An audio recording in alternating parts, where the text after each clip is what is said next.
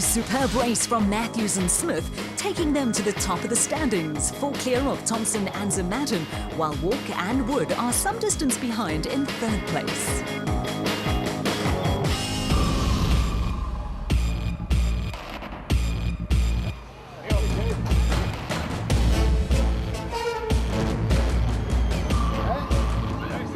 One of the new vehicles on display, which attracted a lot of attention from many in attendance, was the side-by-side car.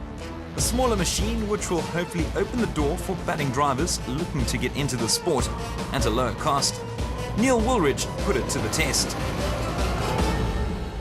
Neil, what do you make of the sidecar? Oh, it's great. I think it's going to be a fantastic entry-level class for next year.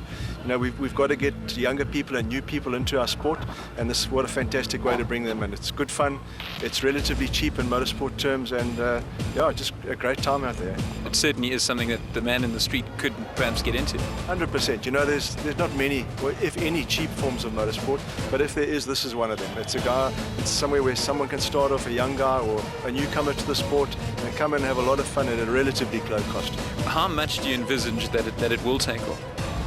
I'm almost 100% it's really going to take off. It's taken off in the rest of the world, in the States and in Europe. It's really, really big, and they've taken it to a big step. But we want to try and keep it as tight as possible so that you can't make too many modifications, can't put extra parts on the car, keep it as standard as possible so that it's affordable.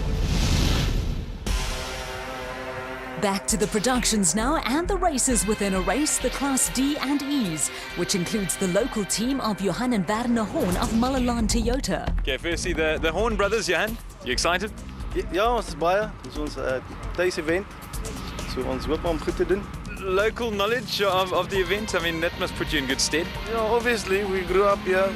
We all these routes we did with bikes when we were younger, and we know it's our hometown, so we must know it. Michaelis wasn't the greatest outing. Obviously, you can only improve from there, but areas to improve on? Just finish. That's about it. The pair certainly set the pace in the prologue, putting up the fastest time in Class D. Jason Venter and Vincent van Alleman had some very scary moments in their Toyota Hilux. The pair managed to recover well and went on to finish first in the class, doing so in a time of 7 hours, 1 minute and 14 seconds.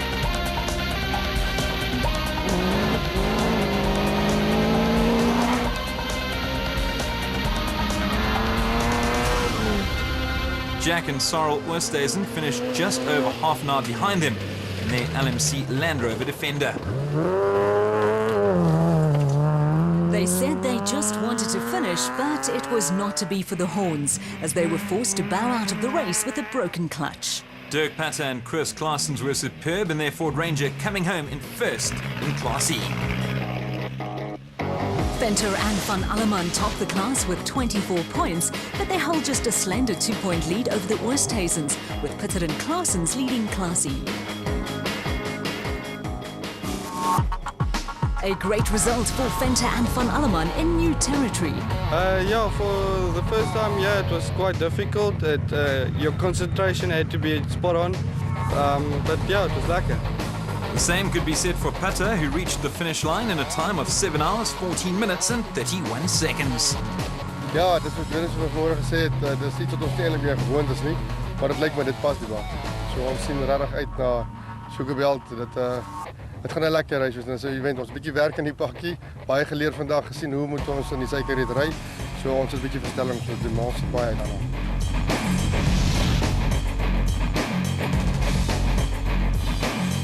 The next event, and the third on the Donaldson Cross Country Championship, takes place at the Beaumont Eston Farmers Club, just outside Pietermaritzburg in KwaZulu-Natal, on the 17th and 18th of May.